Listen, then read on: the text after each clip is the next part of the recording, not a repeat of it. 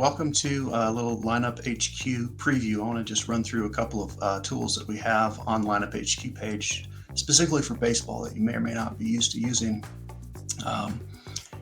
We've got opening day FanDuel loaded up here, and these are sort of preliminary projections. We don't have ownership up yet, but a couple of things I want to make sure to point out.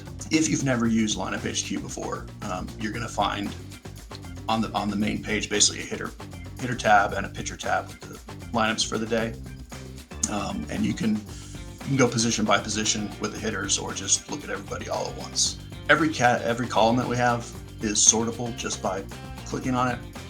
Click by projected ownership or by any of these other categories that will get loaded during the season.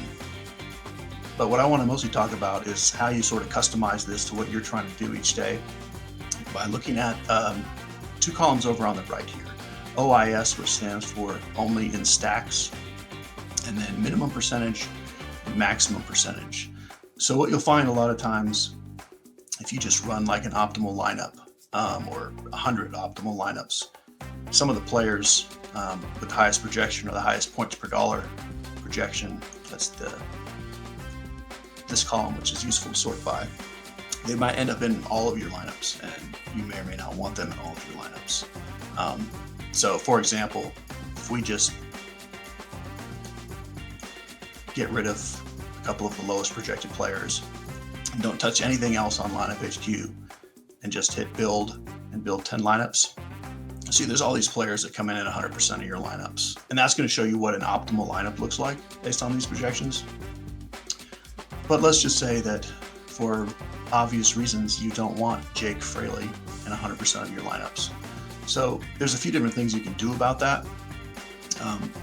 So if you go find Jake Fraley, the first thing you do, this only in stacks button that I mentioned, what that's going to do is wherever you have it clicked, so Jake Fraley in this example is only going to appear in red stacks. You're never going to get him in a lineup just by himself without other Reds players. So the easiest way to think about this, if you sort by just overall projections, you could just take all of the lowest projected players and just say, I don't want any of these guys on their own. So you just go down and click this only in stacks. Then all these guys, you don't have to worry about getting them on their own in your lineups. So you're not going to get Nate Eaton unless it's in a Royal stack.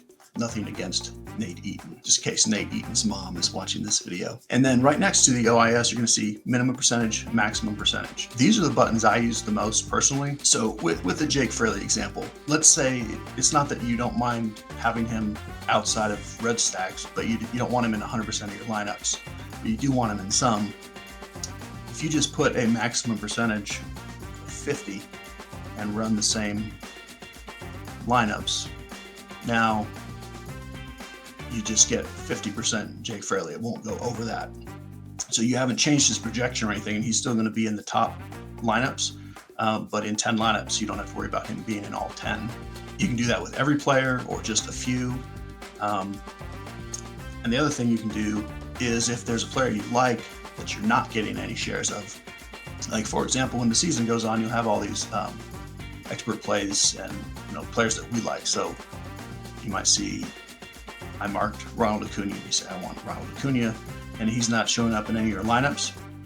You put a minimum percentage on him and say, I want to make sure I get, 25% of him. And then if he wasn't showing up in lineups before, he will be now. He'll be in 25% of them. So personally, these two columns are the ones I probably use more than anything. And I'll go kind of position by position.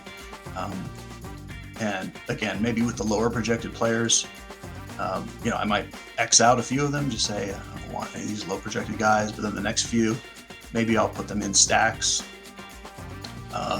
and or just say, I don't want more than 25% of all these guys. And now if you do that all the way down, then your catcher position will be spread out exactly the way you want it. And you can do that with every position. In the next little section, I'll talk about ways where you don't actually have to do this with everybody if you don't want to. Maybe all you want to do is just click 2 or 3 players that you want to make sure you have, put a minimum percentage on, and then players that you're getting too much of, you just put a maximum on. But those are the simplest ways to sort of filter through your player pool without actually changing the projections, which is another thing you can do. Like, I don't recommend it to most people, just because it's kind of like the projections are there for a reason, but I will do it with pitchers. Like, I might decide, I think Clanahan is actually the 4th best pitcher, rather than try to mess with the percentage. You can just change that and put him, down at 39. And now all of a sudden he's 4th instead of 1st. So that will naturally change where he ends up in your lineups. So when we build now in the first one, he was in 100% of the lineups. And now you'll see he's in 20% just because I changed the projection. So those are sort of the 3 ways, just on this main page, that I filter out who I don't want in a certain number of lineups. And in the next little section, we'll move on to what you do with this on some other pages.